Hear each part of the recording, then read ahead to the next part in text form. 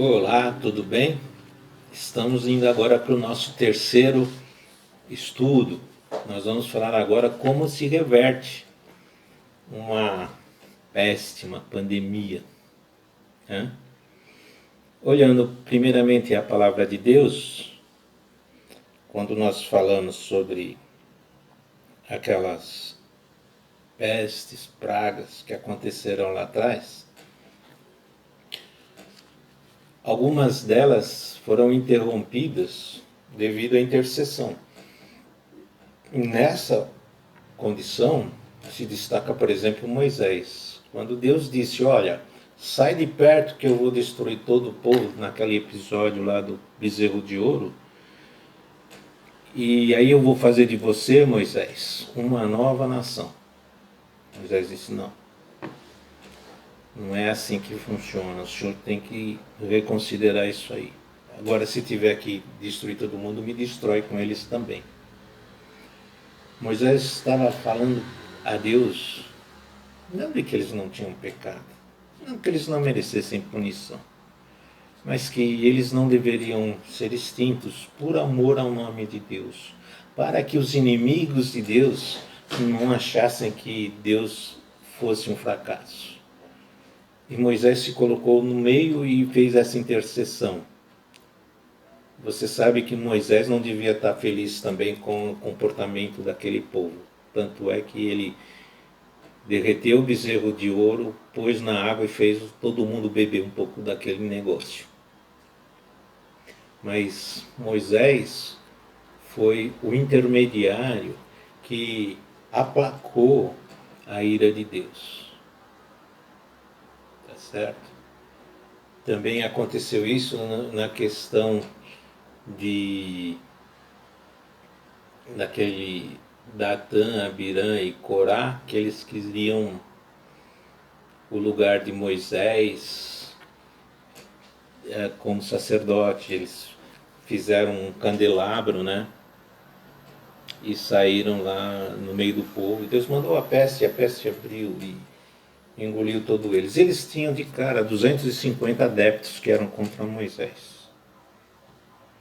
E aí Finéias saiu com a espada e executou 250 homens. E aplacou a ira de Deus. Então, nós precisamos pensar que existem formas que nós podemos, recursos, para nós tentarmos convencer a Deus de que tudo bem, os pecadores merecem o pecado. Contudo, Deus é maior que isso, a misericórdia dele é maior do que isso, e nós precisamos reafirmar isso, que nós vivemos por isso e cremos nisso. Significativo nisso tem uma palavra na dedicação do templo. Na oração que o rei Salomão fez pela dedicação do templo, ela trata exatamente desse ponto. Ele construiu o templo, aí chegou o dia de inauguração, mas ele faz uma oração. Então, se você abrir comigo em 1 Reis, capítulo 8,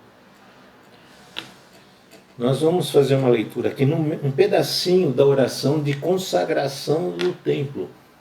E nessa oração de consagração do templo, no verso 37, então 1 Reis, capítulo 8, verso 37. Está procurando aí? Te dá um tempinho. 1 Reis 8, 37.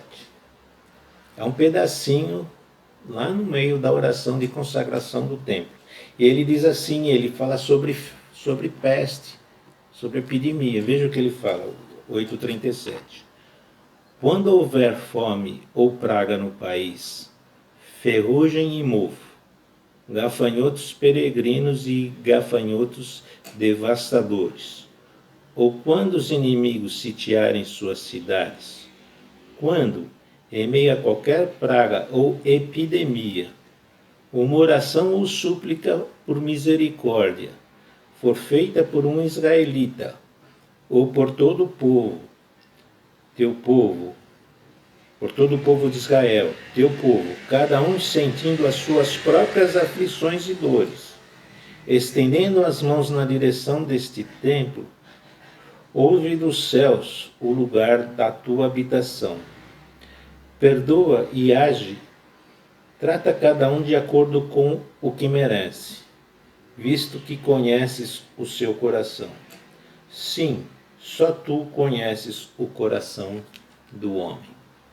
Então, na verdade, esse trecho que não precisa de explicação adicional, ele é auto esclarecedor. O rei Salomão, consagrando o templo, está falando o quê? Orem, peçam perdão, busquem a misericórdia de Deus. E ele, na condição de rei, líder da nação, ele está fazendo aqui uma oração, vamos dizer, sacerdotal. E eu queria dizer e fazer um gancho dessa oração de Salomão. Nós sabemos que Jesus substituiu o templo. Que as orações que Salomão está pedindo fossem feitas na direção do templo, nós, que pertencemos a Jesus, fazemos diretamente a Jesus, que é o templo. Destruir esse templo, em 3 dias o reconstruirei, disse Jesus. E nós somos sacerdotes do reino de Jesus. Eu e você somos sacerdotes. E uma das funções do sacerdote é orar e interceder. E a nossa função na pandemia é exatamente esta aqui. Eu não concordo com muita coisa que está acontecendo nesse mundo. Creio que você também tem seus limites aí e não concorda com diversas delas. Contudo, olhe o exemplo de Moisés. Mesmo irado, zangado com o povo, ele intercedeu pelo povo. Jesus, quando estava na cruz, ele orou: Pai, perdoa-lhes porque eles não sabem o que fazem. E nós temos que ir nessa mesma direção. Nós somos sacerdotes, né, como diz Pedro, sacerdócio real. E nós devemos exercer a nossa tarefa de sacerdotes, intercedendo pelo povo de Deus. Não é só pela nossa família, não é só pelos amados, pelos nossos queridos, mas no momento é pela humanidade. Falar e lembrar Deus, chamar pela misericórdia dele. O trecho que nós lemos aqui, ele é muito realista, que ele fala que cada um receba de acordo com o que merece. Mas numa pandemia dessa, onde morre muita gente, nem todo mundo merece o mesmo castigo, né? Nós vamos falar disso daqui a pouco. Mais para frente, nesse estudozinho, nós vamos falar sobre aqueles que são punidos por uma peste, morrem por uma peste, sendo que não mereciam. Nós vamos falar disso daqui a pouco. Mas, por enquanto, o ponto aqui é o seguinte: nós precisamos aplacar a ira de Deus com intercessão. E nós precisamos reconhecer o pecado. Não dá para tapar o sol com a peneira. Nós precisamos crer que a nossa oração chega aos tronos de Deus. E Deus tem poder para interromper essa pandemia. E eu desafio você a isso. Nesse momento, é assim que se aplica, é assim que se dá a solução espiritual para a pandemia. Tá bem? Então, pensando nisso, eu vou mais uma vez interromper a nossa reflexão para que você pense em como e quando e quanto interceder, até quando interceder, para que Deus interrompa esta pandemia, tá certo? E é claro que a reboque disso vão vir as soluções humanas, solução da medicina, solução da ciência, solução seja ela qual for.